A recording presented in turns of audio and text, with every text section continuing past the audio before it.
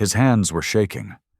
Not from cold, though January in Poland could freeze blood in 30 minutes, but from trying to remember which field had the S-mines and which had the tellers, and the Soviet colonel standing behind him was waiting for answers with 12 hours until the attack would begin. The original maps were ash now, burned 3 days ago when the Germans nearly caught him at the river crossing. The pencil felt wrong in his hand. Too light, and the paper too white against the scarred wooden table. He had drawn maps for 6 years, first for the Polish resistance, then for the home army, and now for the Soviets pushing west. Every map had been traced from documents, copied from German engineering plans, verified against reconnaissance photos. This one had to come from memory. 48 square kilometers of forest and farmland between here and the Vistula, and he had walked through it exactly twice. The colonel wanted precision, meter by meter precision. One mistake and 100 men would step on mines that shouldn't be there or avoid fields that were actually clear. Karski drew the first line. North-south road. He was certain about that one. The rest started bleeding together in his mind. Was the cemetery northwest or northeast of the crossroads? Were the mines in a grid pattern or scattered? Did the Germans plant them in the autumn or the spring? The colonel's boots creaked behind him. The man hadn't said a word in 10 minutes, but Karski could feel him watching.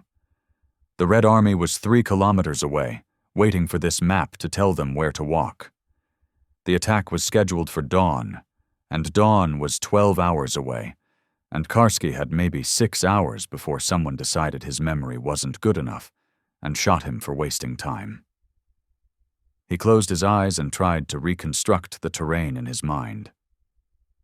The first time he crossed that territory was October, before the snow, when the home army still thought they could coordinate with the Soviets without getting purged. He had memorized the route because that's what cartographers do.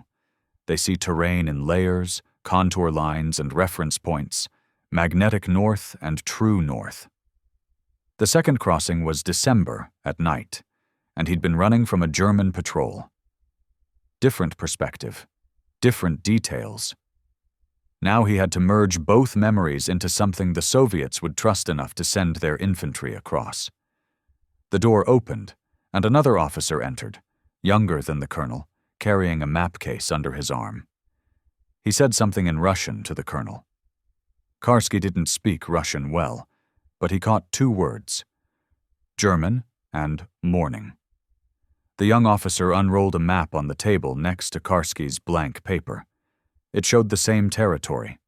German defensive positions, dated January 15th. 4 days old. Karski looked at it for 3 seconds before the colonel pulled it away. 3 seconds wasn't enough to memorize, but it was enough to see one critical detail. The Germans had repositioned their forward mines 30 meters east of where Karski remembered them. Either his memory was wrong, or the Germans had moved them in the past 2 months. The colonel looked at Karski, asked a question in broken Polish. You see German map. Your map same? Karski's answer mattered. If he said yes and his memory was wrong, the Soviet attack would walk straight into a minefield. If he said no and the German map was outdated intelligence, the Soviets would waste artillery on empty ground. He had 3 seconds of visual memory and 6 years of cartography experience to decide which version of reality was true. Karski picked up the pencil and drew the minefield boundary 30 meters east of where he'd started, and the colonel nodded without smiling. Pulled a chair over and sat down. Said in Polish, slow and clear, "You draw everything, I watch. You wrong, you die with soldiers." That wasn't a threat, but rather a statement of operational reality. The Soviets didn't waste resources on faulty intelligence, and Karski was a resource. A Polish home army resource who'd been liberated by the Red Army 2 weeks ago and given a choice between collaboration and a bullet. His name was Jan Karski, not the famous Jan Karski who went to America and met Roosevelt, Different man, same country, same war, same impossible choices.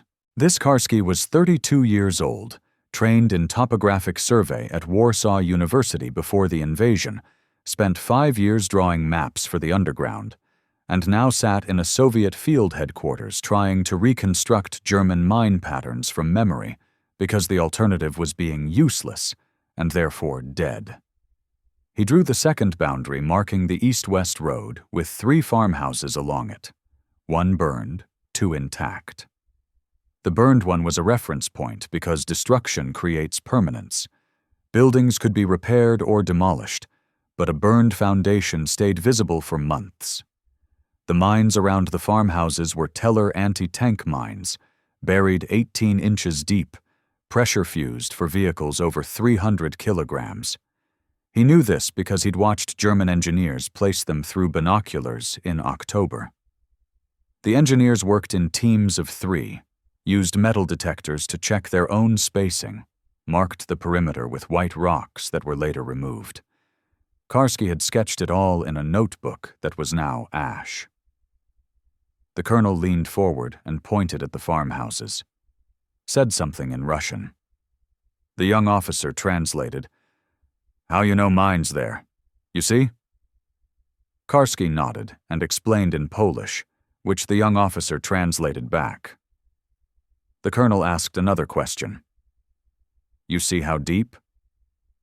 Karski shook his head because he hadn't seen the depth, but could calculate it from German engineering doctrine. Tellers were always 18 inches unless the ground was frozen, then 12 inches because digging was harder. It was January, and the ground was frozen, which meant the mines were probably placed shallow. The colonel seemed to accept this, waved his hand to continue. He moved to the 3rd boundary, the river crossing. The Vistula tributary, 40 meters wide, January current strong enough to sweep a man away in 15 seconds. The Germans had mined both banks, S-mines in the vegetation, tripwired and fragmentation loaded. Karski had seen one detonated accidentally by a deer in December. The blast pattern was 12 meters radius, steel balls and shrapnel, designed to shred anything at waist height. The deer was unrecognizable afterward. He drew the mine locations on both sides of the river, using the tree line as a reference, and hoped his memory of which trees were which was accurate, because at night all trees looked the same.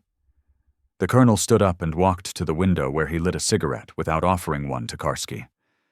The young officer stayed at the table, watching the map grow. Karski kept drawing. His hand was steadier now, muscle memory taking over, the same motion he'd used 1,000 times before.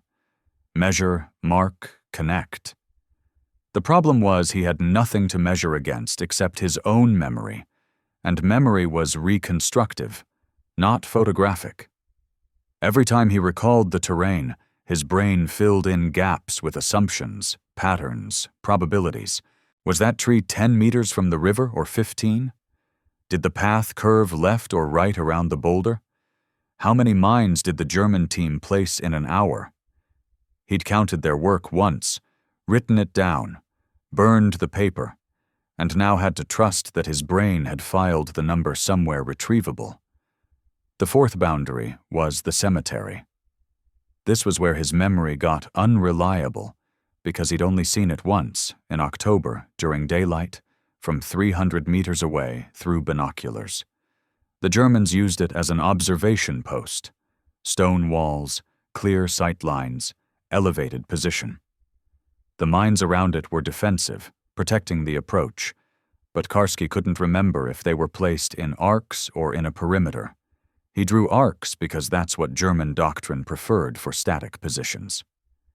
The colonel returned to the table and looked at the cemetery section. Asked through the translator, "You see this place?" Karski said yes, but when the colonel asked if he'd walked there, Karski had to say no. The colonel stared at him for 5 seconds, then said something in Russian that made the young officer flinch.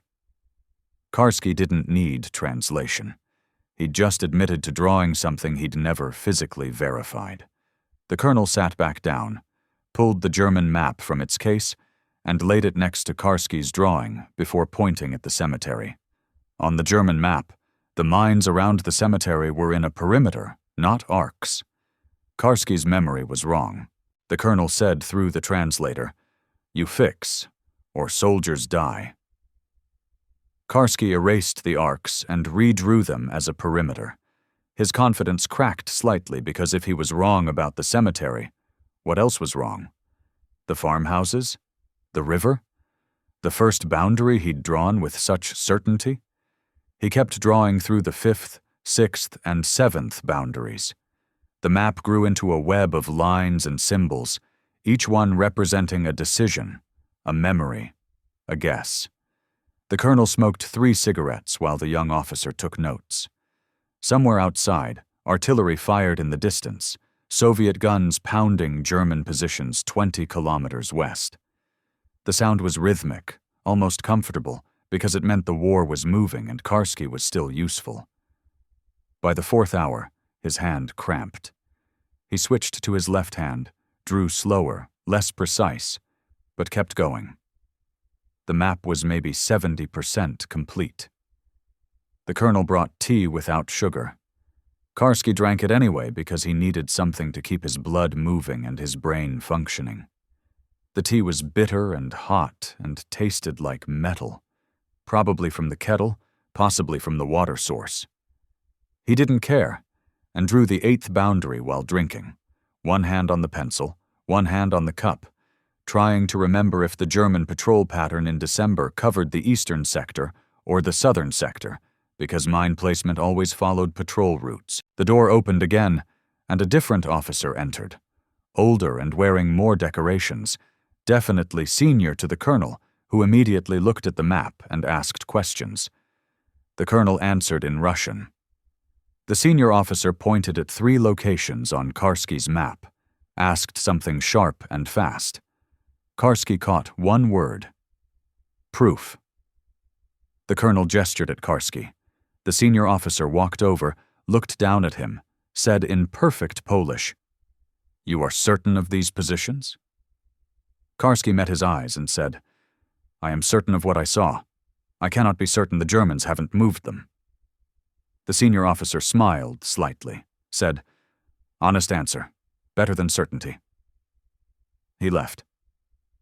The colonel relaxed. Karski understood. He'd just passed some kind of test, credibility established, execution delayed. He continued through the 9th and 10th boundaries. His memory was fragmenting now, details blurring, trees merging, paths splitting into possibilities. He drew based on pattern recognition instead of explicit memory. Germans always placed mines in multiples of 12, because that's how they were packed in crates. If he remembered seeing mine-laying activity in an area, he marked 12 mines even if he'd only counted 8. Statistical reconstruction.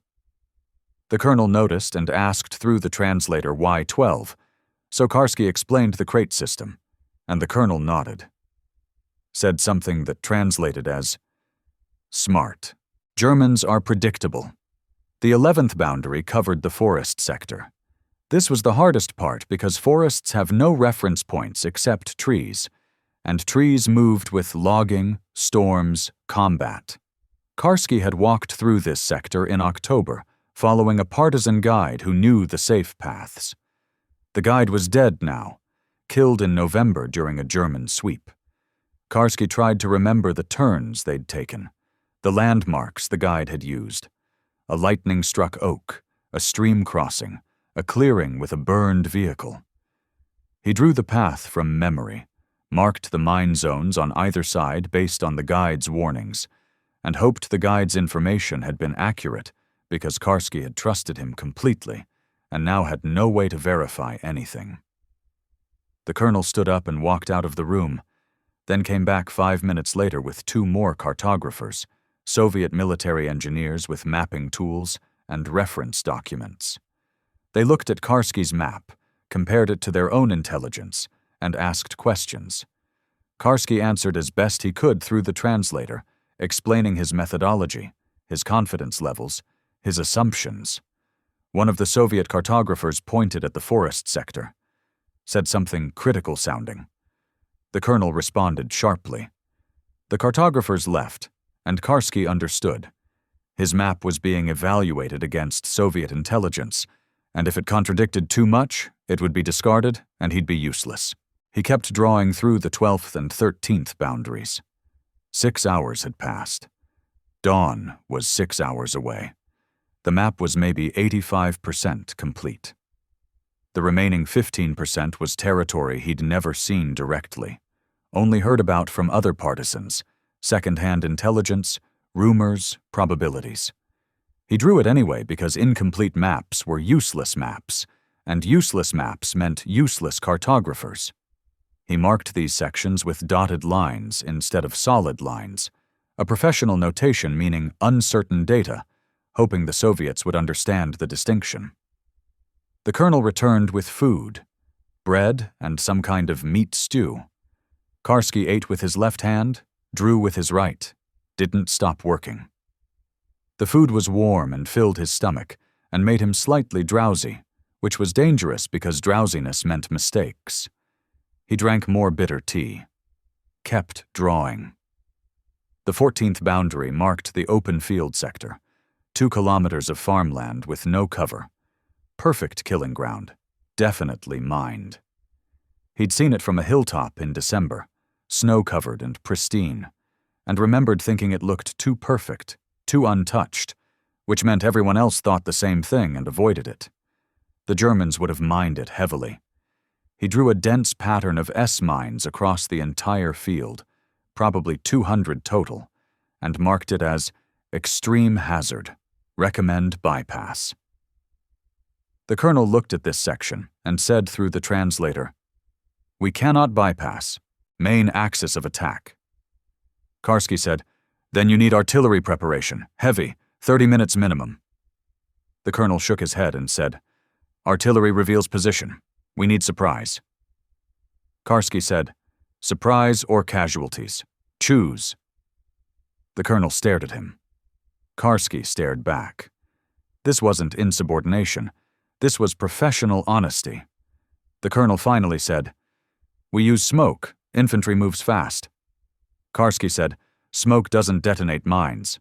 And the colonel replied, "I know. Draw faster." He continued through the 15th and 16th boundaries. His vision was blurring slightly from fatigue and tea and staring at white paper for 7 hours. He blinked hard, refocused, kept working. The map was 90% complete. The final 10% was the German rear area, the supply routes and fallback positions that Karski had never seen but could infer from standard German defensive doctrine. He drew these based on textbook patterns: mines protecting vehicle parks, mines around ammunition dumps, mines along communication trenches. The colonel didn't question these sections because they were obviously theoretical, marked with annotations like probable location and estimated density. 8 hours had passed, and dawn was 4 hours away. Karski finished the last boundary, drew the legend explaining all his symbols and notations, signed his name at the bottom with the date and time. The map was complete. 48 square kilometers of life and death, reduced to pencil lines on paper, drawn entirely from memory and educated guesses. He set down the pencil. His hand was shaking again, this time from exhaustion. The colonel picked up the map, held it up to the light, and studied it for 2 full minutes without speaking. The young officer said something in Russian. The colonel nodded, rolled up the map carefully, and left the room with it. Karski sat alone at the table, staring at the blank space where the map had been, wondering if he'd just saved 100 men or killed them. The answer would come at dawn. The door opened. A guard entered and gestured for Karski to follow, so he stood up on legs stiff from sitting and followed the guard down a corridor, outside into the freezing January air, across a courtyard to a smaller building. Inside was a room with a cot, a blanket, and a window with bars. The guard locked the door, and Karski understood. He was being held until the attack results came back. If the map was accurate, he'd be valuable. If it was wrong, he'd be evidence of incompetence. He lay down on the cot and closed his eyes, trying not to think about whether the cemetery mines were really in a perimeter or if he'd just redrawn them that way because the German map said so. He didn't sleep because his brain kept replaying the terrain, checking his work, finding errors. The farmhouses? Was it 3 or 4? The river? Was the tributary 40 meters or 50? The forest? Did the lightning-struck oak have a split trunk or a burned trunk? Every detail suddenly felt uncertain, every line he'd drawn potentially wrong. This was the curse of reconstruction. Once you committed memory to paper, you could see all the gaps and guesses and assumptions that you'd glossed over while drawing. He stared at the ceiling and counted the errors he could remember. Reached 27. Stopped counting because it wasn't helping. 3 hours until dawn, he heard vehicles outside, engines starting, troops moving. The attack was beginning. The Soviet infantry would be forming up now, checking weapons, receiving final orders, looking at copies of his map, and trusting that the Polish cartographer's memory was good enough to keep them alive. Karski wondered if any of them knew the map came from memory. Probably not. Soldiers trusted maps because maps were supposed to be authoritative, surveyed and verified, and printed with official stamps. His map had none of that. It was a memory sketch elevated to operational document because there was no alternative. 2 hours until dawn, the artillery started. Distant thunder, Soviet guns hitting German positions. Not the open field sector. The colonel had kept his word about preserving surprise there. The barrage was hitting the flanks, softening up the secondary positions, making the Germans think the main attack was coming from a different direction. Standard Soviet doctrine. Karski had studied it during his partisan days, knew how they thought, how they planned, how they used deception and mass and brutality to overcome German technical superiority. His map was a small piece of that machinery, a single data point in a massive operational calculus that treated human lives as expendable variables. 1 hour until dawn, the artillery shifted, walking east, hitting the rear areas where Karski had drawn his theoretical mine positions. Explosions rippled across the horizon, orange flashes against black sky. He watched through the barred window and wondered if he was witnessing his own mistakes being revealed. If Soviet shells were landing on empty ground because he'd guessed wrong about the ammunition dumps and vehicle parks. No way to know yet. Artillery preparation could hide a lot of errors. Dawn came as the horizon turned gray, then pink, then pale blue, and the artillery stopped with silence, holding for maybe 3 minutes, the gap between bombardment and assault, the moment when infantry stood up and started moving forward. Karski couldn't see the battlefield from his window, only the sky and the distant tree line. But he could hear it. Machine guns, rifle fire, the crump of grenades and mortars. The sound was concentrated in the center sector, exactly where the open field was, exactly where he'd drawn 200 S-mines in a dense pattern. The Soviets were going through it anyway, with smoke and speed, exactly as the colonel had said. The firing intensified.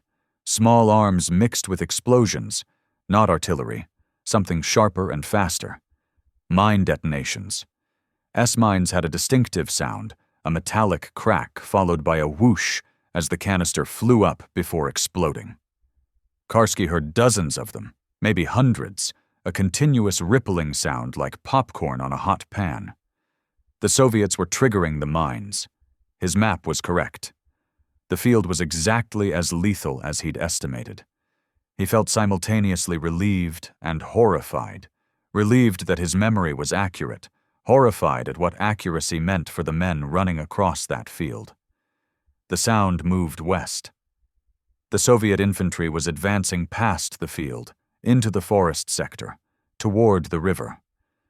More explosions, different pattern, teller mines, deeper, heavier, vehicle killers instead of anti-personnel. The Soviets had brought tanks forward. The tanks were hitting the mines around the farmhouses, exactly where Karski had drawn the 18-inch deep tellers. More accuracy, more casualties. He sat on the cot and tried to calculate how many men his map had saved versus how many it had killed. The math didn't work. Accuracy meant walking into known danger. Inaccuracy meant walking into unknown danger. Both killed people. The question was whether knowing changed the calculus enough to justify the cost. 2 hours after dawn, the firing diminished, scattered shots instead of continuous noise. The battle was moving away from the minefields into German-held territory beyond Karski's map. The Soviets had broken through. His map had worked well enough to enable an advance. The door unlocked, and the colonel entered looking tired with mud on his uniform. He said in Polish, "93 men dead, mines." Karski didn't respond. What could he say? The colonel continued, "Without map, maybe 300 dead. You saved 200 soldiers." Karski said, "I killed 93. The colonel shook his head and said, "Germans killed 93. You gave them a chance. Better chance than guessing." The colonel dropped a new blank map on the cot. Larger scale, different territory. Said, "Next sector. We attack tomorrow. You draw tonight." Karski looked at the map. This sector was even less familiar. He'd passed through it once, at night, in November, while running from a German patrol. Maybe 3 hours of exposure. The colonel said, "You draw what you remember.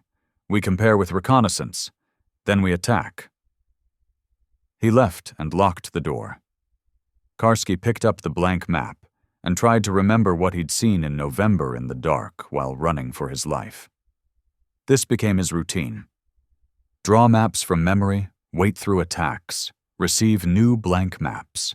The Soviets advanced west across Poland through January and into February, and Karski drew maps for every sector, some from direct observation, some from partisan reports, some from pure inference based on German patterns.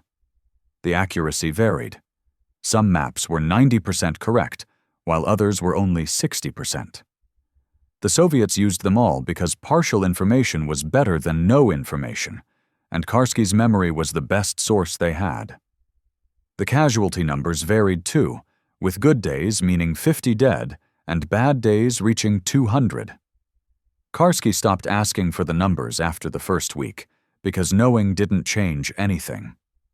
In late February, the Soviets took a German headquarters near Poznan and captured actual German mine maps, engineering documents, survey data, everything Karski had been trying to reconstruct from memory. The colonel brought them to his room, spread them out next to Karski's memory sketches, compared them side by side. The match was approximately 80%, with Karski having gotten most of the major mine zones correct, missed some secondary positions, invented a few that didn't exist. The colonel said, 80%. Better than reconnaissance? Better than interrogation? Just memory? He seemed impressed. Karski felt sick because 20% error meant hundreds of soldiers stepping on mines that he'd missed or avoiding paths that were actually safe. The colonel said, "We keep you. Useful." That was March. By April, the Soviets had crossed the Oder and were approaching Berlin, and Karski's job shifted from mine maps to urban warfare maps, drawing street layouts and building positions from memory of cities he'd visited before the war. By May, Germany surrendered, and Karski was transferred to a Soviet cartography unit in Berlin, drawing occupation zone boundaries and reconstruction plans. By July, the NKVD started asking questions about his home army connections, and Karski understood that usefulness had a shelf life in Soviet service. He escaped in August, walked across the American zone border with forged papers, claimed refugee status, and eventually made it to London, where the Polish government in exile gave him a clerk job processing war documentation. He never drew another map from memory. Didn't need to. didn't want to. The act of converting memory to paper had become associated with death, with those 93 men in the first attack, with all the others who followed, with the knowledge that his brain was a weapon that killed people whether he wanted it to or not. In London, someone asked him once how he remembered all those details, all those mine positions and paths and boundaries. Karski said, "I didn't remember. I guessed. I just guessed with enough confidence that they believed me." The person said, "But you were 80% accurate." And Karski replied, "Exactly. 20% of the time, I was wrong." That 20% haunted him more than the 80% ever reassured him. He lived in London until 1973, worked in the Polish exile community, never talked about the maps, never explained what he'd done during those months in 1945. When the Cold War archives opened decades later, Soviet operational documents mentioned a Polish cartographer who provided critical intelligence during the Vistula-Oder offensive, credited with enabling multiple successful attacks against German positions. The documents called him a hero. They didn't mention he was drawing from memory. They didn't mention the 20% error rate. They mentioned the 200 soldiers saved in the first attack. They didn't mention the 93 killed. Jan Karski died in London in 1973, buried in a Polish cemetery with a simple headstone that listed his name and dates and nothing else. No mention of cartography, no mention of maps, no mention of memory. The maps he drew are still in Soviet military archives, probably misfiled or lost. Pencil lines on paper that once determined who lived and who died, drawn by a man who could remember terrain, but couldn't forget the cost of remembering. The Germans never knew about him. They processed thousands of partisan prisoners through interrogation camps and never identified Karski as the source of the map intelligence that broke their defensive lines. He'd been careful about that, kept his cartography work compartmentalized even within the Home Army, used pseudonyms, destroyed evidence. The Germans knew they had a cartographer problem. Their mine positions kept being targeted with suspicious accuracy, but they attributed it to aerial reconnaissance or turned agents, never to a man with exceptional spatial memory who walked through their lines twice and remembered everything. The Soviets classified him after the war, buried his records in NKVD files marked "useful foreign asset," which was Soviet terminology for people who helped but couldn't be trusted long-term. His collaboration was documented but never publicized because acknowledging Polish assistance contradicted the Soviet narrative that they'd liberated Poland through their own strength. Karski existed in the files as a footnote, a data point, a name without context. The classification wasn't about protecting him. It was about controlling the story. The Polish government in exile knew. They had their own intelligence network, their own sources inside Soviet operations, and they'd tracked Karski's movements from his capture in January through his escape in August. They knew he'd worked with the Soviets, knew what he'd done, knew how many Soviet lives his maps had saved. They chose not to publicize it because his collaboration was politically complicated in ways that had nothing to do with morality and everything to do with Cold War positioning. The Home Army soldiers who'd fought the Soviets would view him as a collaborator. The Soviet apologists would view him as proof that Poland had supported liberation. Neither narrative served the exile government's interests, so they filed his case away and moved on. History forgot him almost entirely, which suited him fine because he spent 30 years trying to forget himself. He worked as a clerk, processing war documentation for the exile community in London, handling thousands of files about people who died or disappeared or survived. His own file was somewhere in that archive, coded and cross-referenced and meaningless to anyone who read it without context. He never looked for it. Didn't want to see his own story reduced to dates and locations and operational outcomes. Didn't want to read a summary that made his memory sound heroic when it felt like something much more complicated and much less noble. but the maps existed. Physical artifacts of memory made operational. Somewhere in a Russian archive, probably in Moscow, possibly in the military history section of the old NKVD headquarters that became the FSB building, there are dozens of hand-drawn maps marked with a signature. Jan Karski, cartographer, Polish Home Army, drawing not from survey data or reconnaissance photos or captured documents, but from the act of walking across ground twice and trying to remember where the Germans buried their mines. 80% accuracy. Good enough to save thousands. Not good enough to save everyone. Just good enough to matter. The irony was that his memory, the thing that made him valuable, was also the thing that tormented him. Normal people forget trauma. They suppress it, contextualize it, file it away in mental compartments where it can't interfere with daily life. Karski couldn't do that because his brain didn't work like normal people's brains. The same spatial memory that let him reconstruct mine positions from 2 brief walks also meant he could reconstruct every detail of those January attacks. The sound of S-mines detonating, the screaming that followed, the knowledge that his pencil lines had put men in those positions. He remembered it all with the same clarity he remembered the terrain, and forgetting would have required rewiring the fundamental architecture of his mind.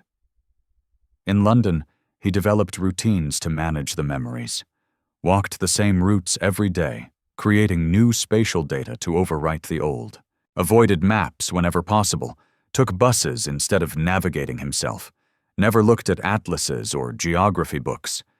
These tactics worked partially. The old memories faded slightly, became less immediate, less intrusive, but they never disappeared.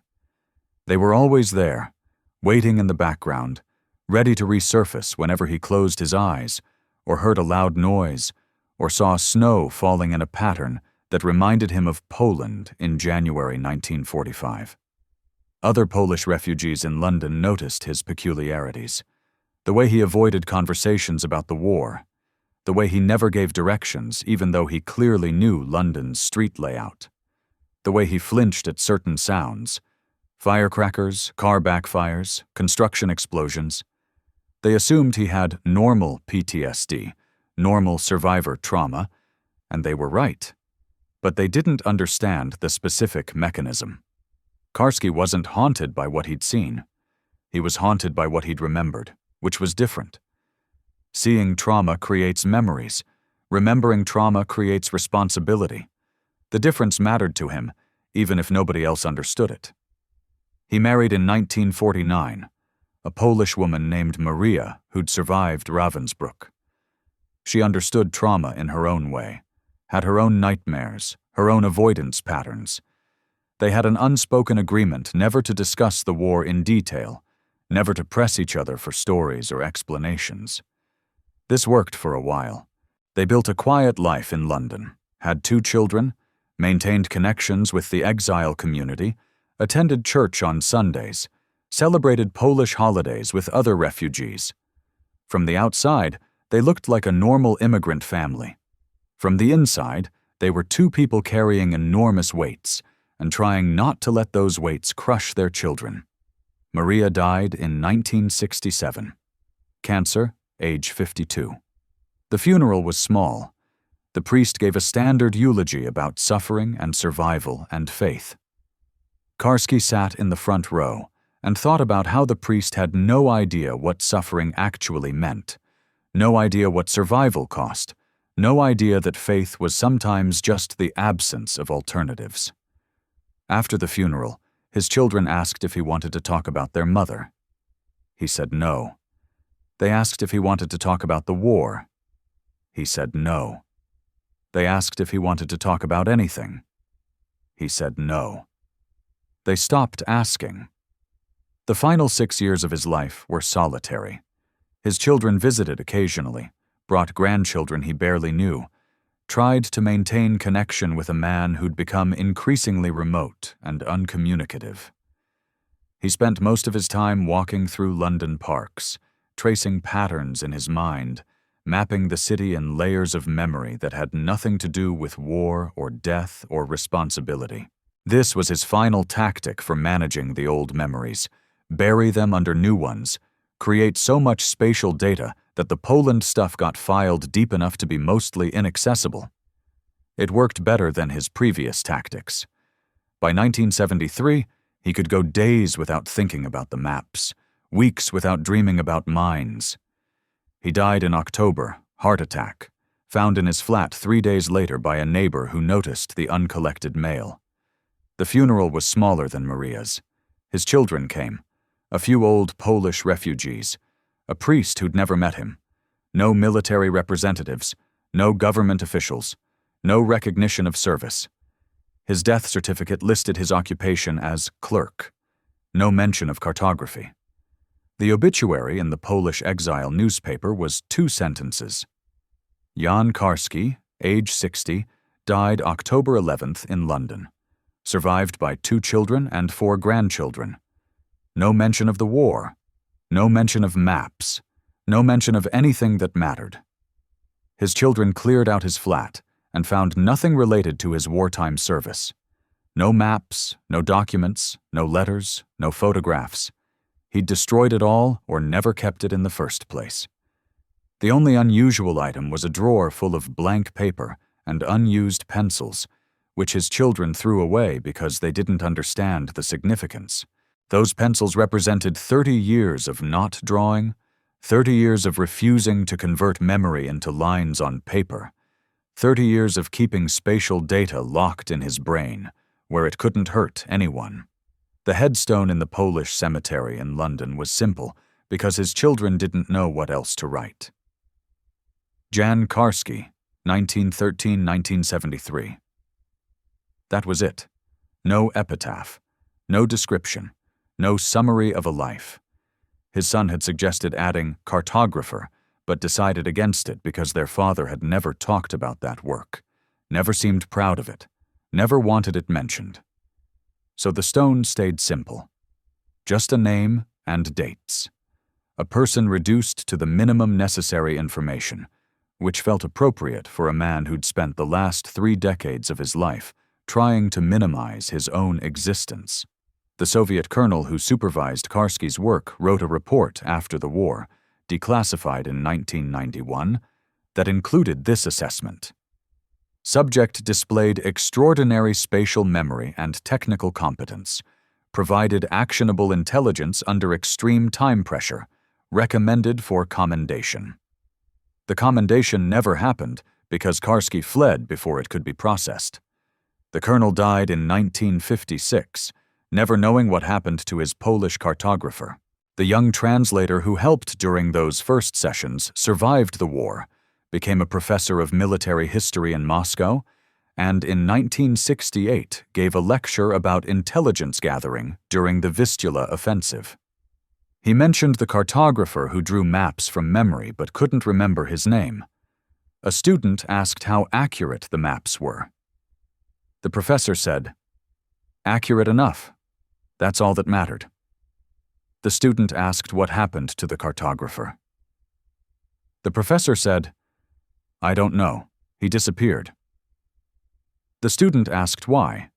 The professor said, "Because that's what useful people did when they stopped being useful." The open field where 93 Soviet soldiers died in January 1945 is now farmland again.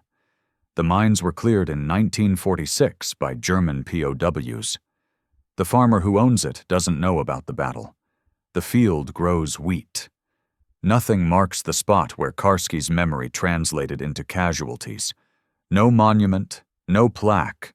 Just wheat growing over ground that once killed people because a cartographer remembered mine positions with 80% accuracy, and the remaining 20% killed them anyway. Memory as weapon. Memory as tool. Memory as curse. Jan Karski understood all 3. He spent 6 years drawing maps for the resistance, spent 3 months drawing maps from memory for the Soviets, spent 30 years trying to forget that memory could kill. The maps remain. The cartographer vanished, The soldiers stayed dead. The war moved on. In the end, that's what happened. A Polish cartographer reconstructed German mine maps from memory, enabled a Soviet offensive, saved some soldiers and killed others, escaped before he could be purged, lived quietly in London, and died forgotten. No dramatic ending, no redemption arc. Just a man who could remember terrain, used that ability to stay alive, and paid the price in nightmares about the 20% he got wrong. The Soviet archives still have his maps. The British never knew he existed. The Poles forgot him deliberately. History wrote him out. But the maps remain. Physical proof that memory could be weaponized, that a man's brain could become a battlefield tool, that recalling where the Germans put their mines was valuable enough to keep him alive and horrible enough to make him wish he couldn't remember at all. 12 hours to draw a map. 93 dead. 200 saved. 80% accuracy. 20% error. These numbers defined him. He never escaped them. Every time he closed his eyes, he saw the blank paper. Every time he picked up a pencil, he felt the weight of guessing. Every time someone asked about the war, he changed the subject because explaining would require admitting that he killed people with his memory, even though he was trying to save them, and that distinction felt meaningless when you counted the bodies. Jan Karski, cartographer, memory as weapon, forgotten by choice, remembered here.